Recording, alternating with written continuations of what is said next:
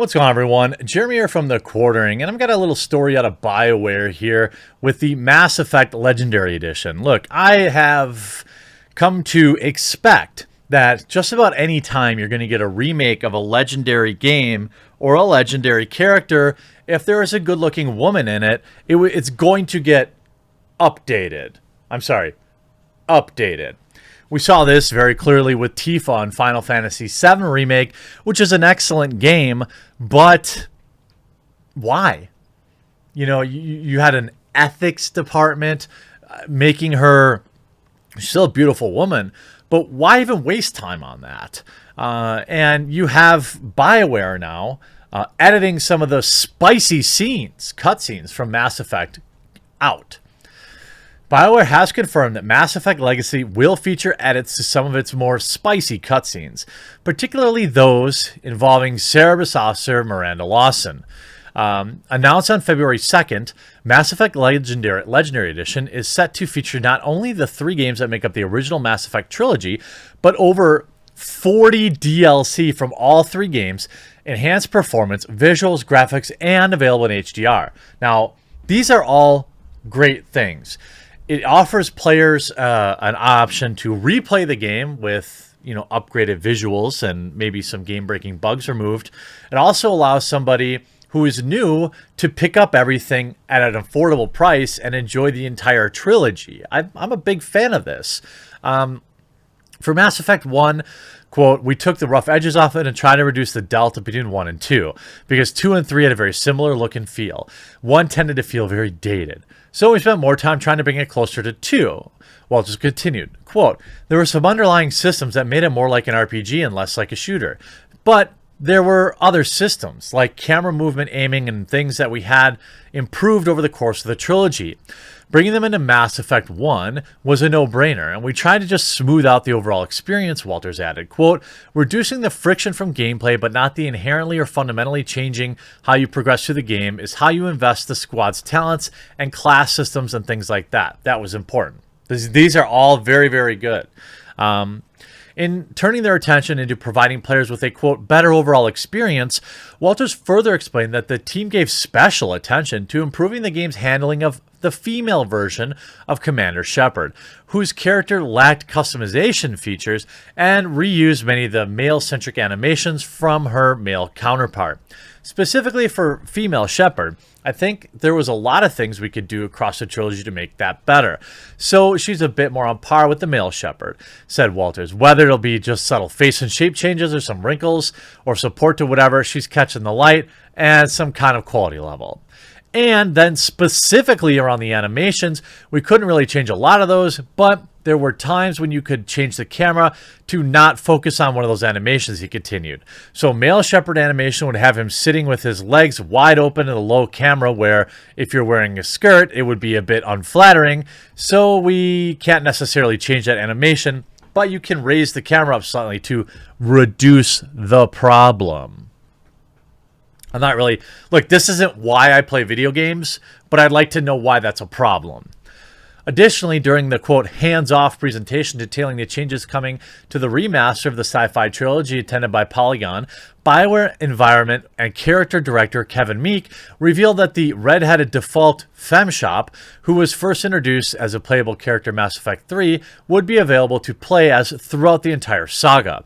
Sadly, though somewhat unsurprisingly, the original 3 games in the trilogy will not be released unaltered, as Walters reveals that the team had to make edits to some of the game's more well-rounded cutscenes. When pressed on the claims levied that the developer and certain characters and designs such as all-female or EDI's robot body were made specifically to pander to a male audience, Walters noted that, I do think a lot of things have evolved since the original games. I don't know if I would say we were ultra concerned about it or anything like that, but there were considerations. According to Walters, quote, Kevin actually called out some camera cuts that were just, why was it so focused on Miranda's butt? So in some cases, we said, all right, we'll make a change here, he recalled, but ultimately the change as an entire character model or something like that wasn't really, it was a decision that was a part of many creative decisions to show it as best as possible fidelity and going forward the choice of the art that we had had. Right. So That's what you spent time on. Unfortunately, despite these improvements, the changes being made to Mass Effect, Walters concluded in his interview with Metro by revealing that the third game's controversial ending would remain unchanged. Now, that's the bigger problem. Quote, sure, you know the controversy around the ending, he admitted, and we understand, I certainly understand how it didn't hit with some people, a lot of people. But I didn't think you suddenly go in and try to change anything in that regards. Why not? I mean, you're changing a lot of other things. I mean, I suppose that's a lot more work. Now, is it the end of the world? No. I think, to me, it's not really relevant. I don't know that I was super duper interested in rebuying this game anyway. You can see here, why must everything, this via Sophia Narwitz, why must everything these days be first viewed through the lens of spiciness? As someone who is actually gay, I gotta say this stuff is annoying. Pointing to an article from The Verge, Mass Effect Legendary Edition won't add new content or more gay romances. What? Why? What is even the point of this? And then you see Game Rant. One thing Mass Effect Legendary Edition should change, but won't.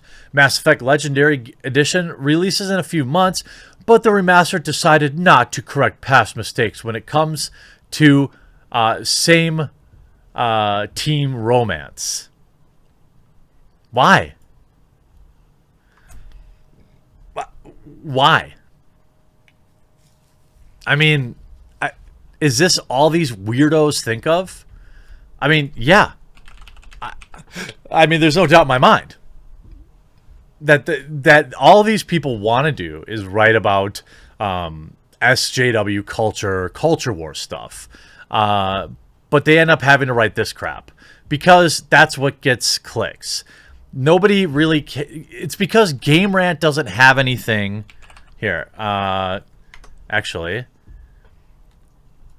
Let's go with Game Rant. They don't have anything interesting to say about the game, so that's what they talk about. I mean, ultimately. LEGO rejects popular Fall Guys set concept. Is Fall Guys even still a thing? I can't remember a bigger flash in the pan than that. It's that nobody goes and reads articles on Game Rant unless they write these culture pieces, these think pieces. And look, is it going to ruin the game for me? No, I don't think so. But it's enough for me to just, with the limited amount of time that I have, the limited number of options that I have in terms of games that I play, it just makes it an easy miss. It makes it an easy skip, I suppose, when this is the stuff they're worried about. Would it matter? There's one thing that Mass Effect Legendary Edition had the opportunity to change but didn't. The ending? I mean, the ending? The romantic storylines. Bioware has long been lauded for its creative storytelling, immersive environments, and romantic stories that stick with players long after the game is ended. The issue, for most part, doesn't lie in the storytelling itself, but rather who is romanceable. Who the romanceable options are throughout the game. Mass Effect Legendary Edition could have expanded the romance options for each Commander Shepard, especially in light of recent news of the censorship during the initial development, but chose not to. Yeah, just like they didn't choose to fix the ending. I can't imagine anybody who played through these games choosing one over the other. I mean, I think unanimously people would want the ending changed. Nobody gives a crap about this. Nobody gives a crap about Game Rant or whoever the other one was, The Verge or Polygon writing about this stuff. Will you pick up the game? Is this enough for you to skip it? I would understand if it was. Hope you enjoyed this video. We'll talk to you again real soon.